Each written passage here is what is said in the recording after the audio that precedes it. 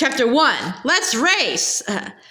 When Kaya and her family rode over the hill into Wallowa, the valley of the winding waters, her horse pricked up her ears and whinnied. Answering whinnies came from the large herd grazing nearby. Kaya stroked the smooth shoulder of her horse. "Go easy, Steps High," she said softly. "We'll be there soon." But Steps High whinnied again and began to prance, stepping high just like her name. Speaking Rain's old pony whinnied too. A sickness in Speaking Rain's eyes had caused her to lose her sight, so Kaya held the lead rope of her pony. "I hear so many horses," Speaking Rain said. "What do you see, Kaya? Tell me." Because Speaking Rain's parents had died, she lived with Kaya's family and was a sister to her. Kaya studied the white peaked mountains, the broad valley, and the shining lake so she could share the beauty of this beloved place with her blind sister. "The snow still deep in the mountains," Kaya said. "The lake reflects the green hills and the blue sky. The river is full of red salmon and running higher than I've ever seen it. The teepees are set far back from the bank." "Where is everyone?" Speaking Rain asked. She held her buckskin doll against her chest. "Some men are spearfishing in the river," Kaya said. "Some little boys are tossing up a hoop and trying to shoot arrows through it. Little girls are playing near the teepees, and along the shore, women are cleaning and drying salmon." "I smelled the salmon for a long time," Speaking Rain said. "It's a powerful scent. The men must have a big catch this year." It was midsummer, the season when the salmon swam upstream to the lake to lay their eggs. Many bands of Nimipu gathered here each year to catch and dry the salmon. Kaya and her family were traveling with several other families from Salmon River country to join the fishing. Her family was also visiting her father's parents. Kaya loved these reunions with her grandparents and her many other relatives, old and young. All the children were just like brothers and sisters to each other. Kaya's mother and her older sister, Brown Deer, rode just ahead. Her mother glanced back over her shoulder, then reined in her horse and motioned for Brown Deer and Kaya to do the same. "What is it, Itza?" Kaya asked her mother. "The bundles on my pack horse have slipped a little. They'll rub a sore spot if I don't balance them again," Itza said. "I need to retie them." Itza and Brown Deer quickly slipped off their horses and began untying some woven bags from a pack horse. Wing Feather, one of Kaya's twin brothers, had been riding behind Itza's saddle. The other twin, Sparrow, rode behind Brown Deer's. It had been a long journey, and the little boys were restless. Kaya helped the twins down so they could stretch their legs. The boys giggled as they scampered to hide behind a travois and peeked over, their dark eyes gleaming. Look after your brothers well," Itza told Kaya, as she always did. Itza and Brown Deer hung several woven bags of dried roots and dried buffalo meat on their saddle horns. As they worked, they glanced eagerly at the teepees along the river. Kaya smiled to herself. She was thinking that Nimipu loved to travel, but they loved the excitement of arrival even more. Already her grandfather and two of her uncles were riding out to greet them. "I'm so glad we're here," Brown Deer said. She smoothed her buckskin dress and touched the abalone shell she wore in her ears. "Remember what fun we had the last time we visited?"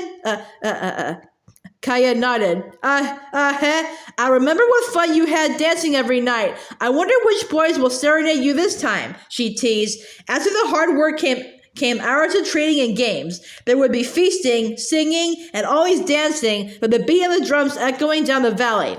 Kaya turned and saw her father gazing at the herd of sleek horses, some of them spotted in the wide meadow. Perhaps Tota was thinking of trading for some of their horses or of the races they'd have. He was an expert horseman. Often he won races on his fleet-footed stallion.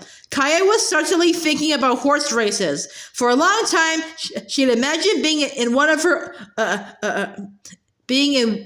one on her adored Steps High. She knew Steps High was fast, but also young and untested. Tota had told her that Steps High wasn't ready to race yet. When Itza was satisfied that everything was in order, she and Brown Deer mounted their horses. Kaya helped the little boys climb back onto the patient animals and take their places again. When Kaya turned to Steps High, the horse tossed her head and pawed the ground. Kaya rubbed her cheeks against Steps High's soft muzzle. "If only we could race I know we'd win, she whispered as she climbed into the saddle. Did you say something to me? Speaking Rain asked as Kaya took her pony's lead rope again.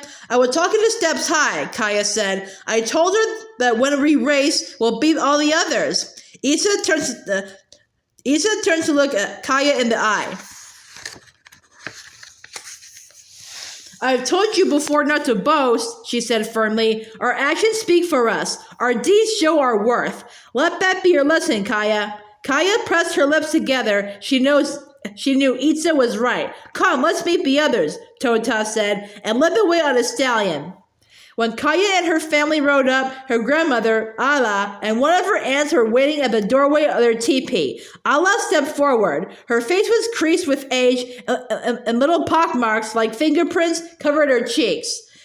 Tots may we, she said. Welcome, my son. Welcome, all of you. Smiling, she hugged Kaya and Speaking Rain as soon as they climbed off their horses. Then she took the twins into her arms. She kissed their chubby cheeks and tugged their braids. Tots may we, Itza said. As Tota and the others dismounted and shared greetings, she took the woven bags from her saddle horn. We brought these for you, she said, offering their gifts with pleasure. It was an honor to give them.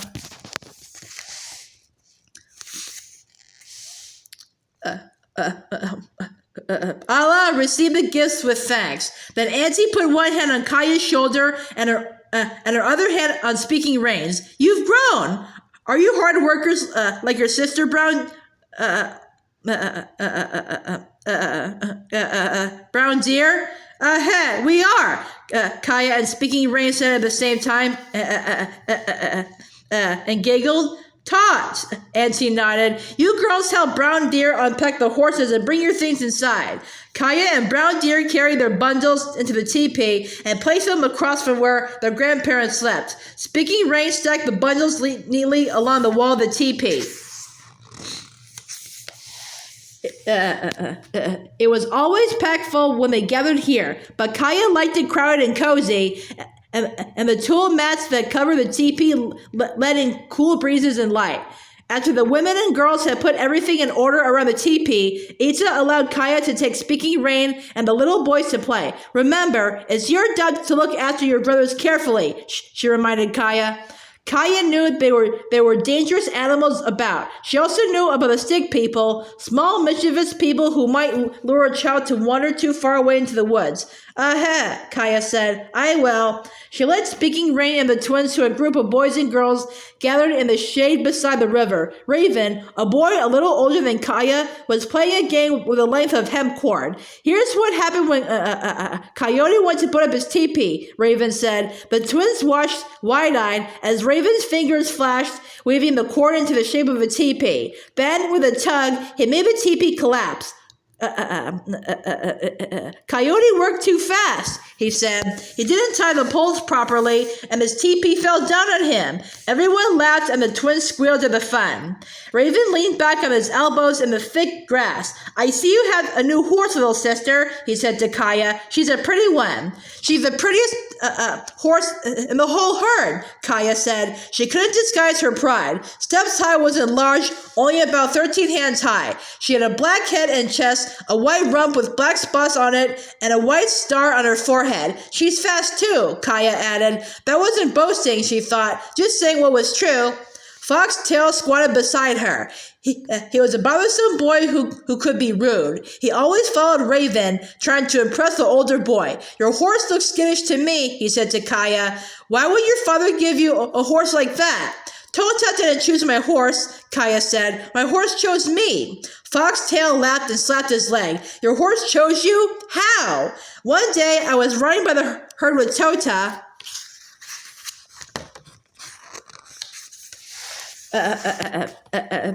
Kaya said. A filly kept nickering to me, so I whistled to her. She followed me. She came up to me and pushed her head against my leg. Tota said that meant she wanted to be my horse. He worked with her so I could ride her. Is that a true story? Foxtail demanded. Ask my father if that's true, Kaya said. I believe you, Raven said. But you say she's fast. Should I believe that too?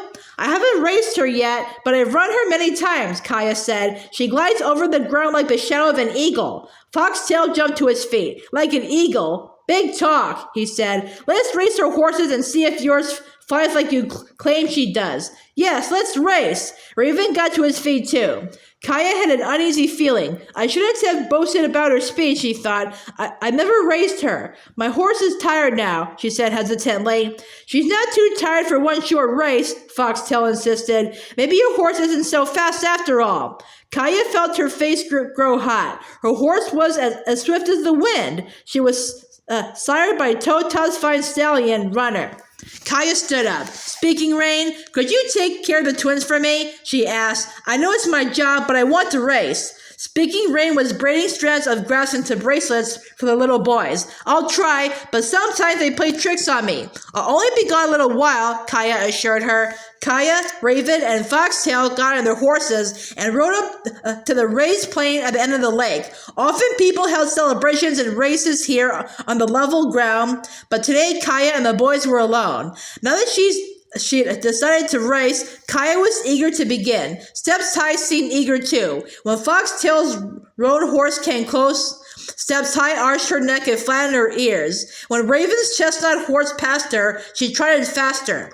Raven reined in his horse. We'll start here. When I give the signal, we'll race until we pass that boulder at the far end of the field. He held his hand high. Then he brought it down, and they were off. The boys took the lead, stones spurting from under their horses' hooves. They lay low on their horses, their weight forward. They ran neck and neck. Steps High bolted after them, but swung out too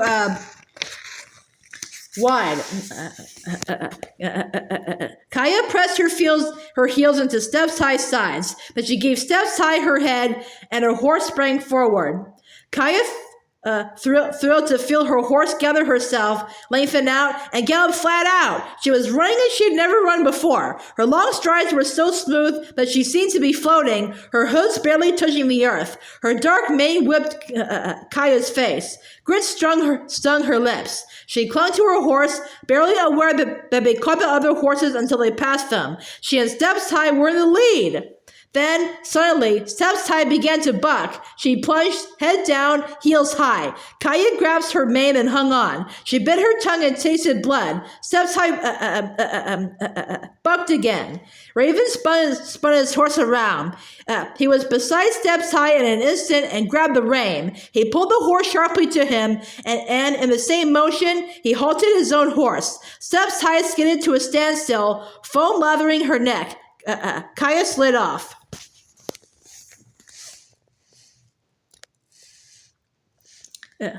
Kaya clung to her horse, barely aware that they caught the other horses until they passed them. She and Steps High were in the lead.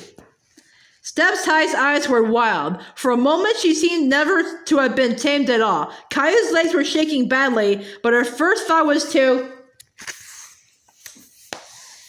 calm her horse. She began to stroke Steps High's trembling head and neck. Foxtail came galloping back. I knew that horse was skittish, he cried. She just proved it. She proved she's fast too, Raven said. Kaya wanted to thank Raven for coming to her aid, but her wounded pride was a knife in her chest. She could hardly get her breath. Leading her horse slowly to cool her down, Kaya silently walked away from the boys. When Kaya had rubbed down Steps High, she turned her horse out to graze, but she started back through the woods, heading toward the river. Her feelings were all tangled up like a nest of snakes. She was excited that Steps High had run so fast, but she was disappointed that her horse had broken her training. She was relieved that she hadn't been bucked off, but she wished the boys hadn't seen her lose control. She knew she shouldn't have boasted, but she also wished she could have made good on her boast and won the race. When Kaya glanced up from nursing her hurt feelings, Foxtail was coming down the trail toward her on foot. He stopped right in front of her. You told us your horse chose you, he said with a smirk. Would you choose her after the way she tried to buck you off today? She's the best horse ever, Kaya said. She can run faster than your horse, and I can run faster than you too. Want to race me right now? Foxtail cocked his head. "The first one to the riverbank wins," he cried. He turned and sprinted away down the path. For a little while, Kaya was right on his heels. Then Foxtail left the path, leapt over a fallen log, and took off through the woods. He must know a shortcut, Kaya thought. She followed him. But she couldn't keep him in sight because he jagged in and out of shadows. Without his dark head beyond the bushes, now she was uncertain which way to go. She stopped to listen for the sound of the river as her guide. She stood in a gloomy clearing surrounded by black willows. She listened for rushing water. There was only silence. No wind blew in the leaves. No flies buzzed. All she could hear was her heartbeat. Then a twig snapped behind her. She whirled around. Did something just stuck behind that tree? The shadows around her seemed to waver and sway. Was it the stick people? Had they led her to this part of the woods? Kaya held her breath. She knew that the stick people were cunning and crafty. They were strong too. She heard they could carry off a baby and leave it a long way from its mother. A flock of jays cawed. Or was it the stick people signaling to her? They seemed to be saying, "Forgot, forgot." Kaya shivered. What had she forgotten? Then she gasped. She forgotten her little brothers. Kaya should never have given her job to Speaking Rain. The little boys were 4 winters old, just the right age for mischief. Kaya must get back to them at once before they got into danger. She knew she must leave a gift for the stick people in return for their help. They became angry with people who didn't treat them respectfully. She found rose hips in the bag she wore on her belt and placed them on the moss. Then she began running back the way she'd come.